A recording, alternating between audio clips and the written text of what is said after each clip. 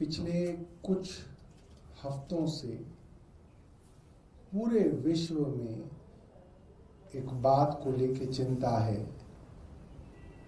कि अमेरिका के एक बहुत नामी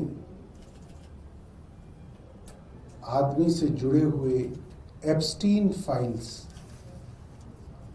में बड़े बड़े लोगों के नाम आ रहे हैं और बताया जाता है कि एक आइलैंड उस आदमी ने खरीदी थी। उसने अपना एक खुद का टापू खरीदा हुआ था जहां पे अमेरिका और अन्य जगहों से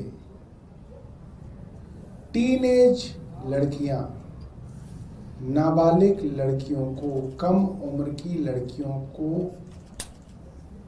उस आइलैंड पर रखा जाता था और बड़े बड़े नामी गिरामी लोग उन कम उम्र की लड़कियों के साथ बलात्कार करते थे, उनका यौन शोषण करते थे और आपकी कल्पना भी नहीं आप कर सकते कि क्या क्या उन छोटी उम्र की बच्चियों के साथ होता था। जब हम दिल्ली की इस खबर को देखते हैं कि पहले 15 दिनों के अंदर, इस साल के पहले 15 दिनों के अंदर 800 से ज्यादा लोग गायब हो रहे हैं दिल्ली में, ये कोई बहुत बहुत बड़ी खबर है। दिल्ली में साल के पहले 15 दिन में 800 से ज्यादा लोगों का गायब होना और उसमें ज्यादातर लड़कियां होना, करीब 509 उसके अंदर लड़कियां हैं। और पुलिस ने तमाम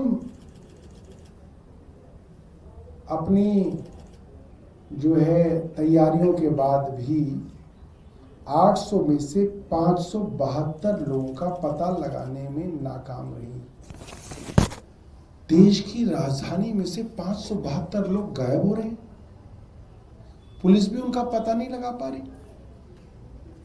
और वो ऐसे जमाने में दिल्ली के अंदर कोई एक गली ऐसी नहीं होगी, कोई एक मोहल्ला ऐसा नहीं होगा जहां पे सीसीटीवी कैमरा ना लगे हो।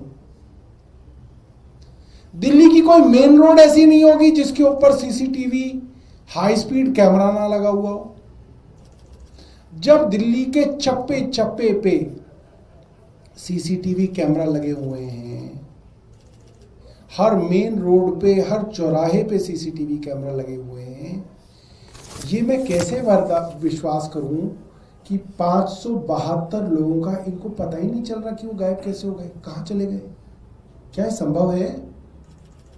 या पुलिस एक बड़े षड्यंत्र के अंदर मौन सहमति बनाकर बैठी हुई है? इसके अंदर मैंने जब आगे पढ़ा तो पता चला ये जो 500 लोग, ये जो 800 लोग गायब हुए, इसमें से 191 लोग नाबालिग थे, उसमें से 169 बच्चे टीनेजर थे जिसको आप किशोर कहते हैं, और उन टीनेजर्स में से मात्र 31 लड़के थे, 138 लड़कियां थी। दिल्ली में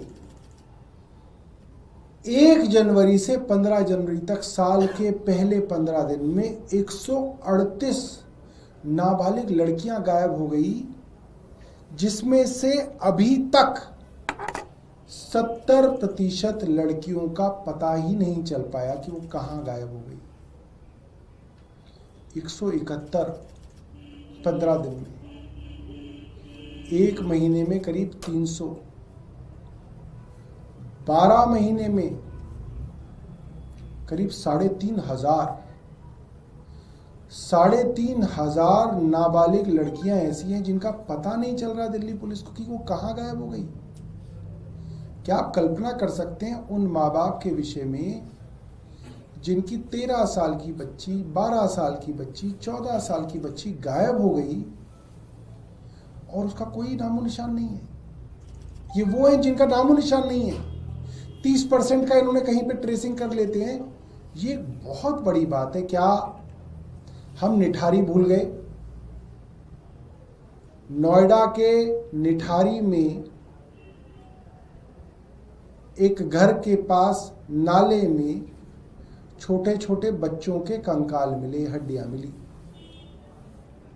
और वहां से एक जांच शुरू हुई कि एक वैश्य दरिंदा था जो कम उम्र की बच्चियों को बहला फुसला के अपने घर लाता था, हत्या करता था, मृत शरीर के साथ बलात्कार करता था, अपनी हवस मिटाता था, फिर उनके छोटे छोटे टुकड़े काट के नाले में फेंक देता था। उसमें भी किसी को सजा नहीं हुई दोस्तों। उसमें भी जो उस मकान के मालिक थे उनको बाइज्जत जो है बरी कर दिया गया। और मैंने सुना था नौकर को भी, मैंने आखिरी बार सुना था, उसको भी जो है बाइज्जत बरी कर दिया। तो उसमें भी नहीं पता चला इनको, मगर वहां हड्डियां बच्चों की मिली उस नाले में, ये सच है।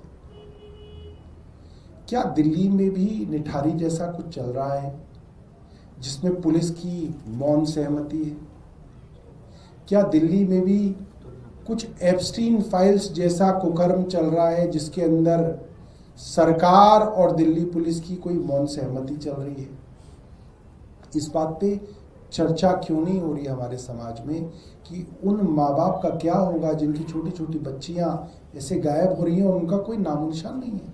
सो कैसे पाते हैं पुलिस कमिश्नर रात को? नींद कैसे आ जाती है अमित शाह को रात को?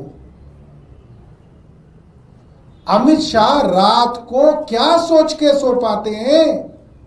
जिस दिल्ली पुलिस को वो अपने अधीन रखते हैं, उस दिल्ली पुलिस की नाक के नीचे से 15 दिन के अंदर 800 से ज्यादा लोग गायब हो रहे हैं।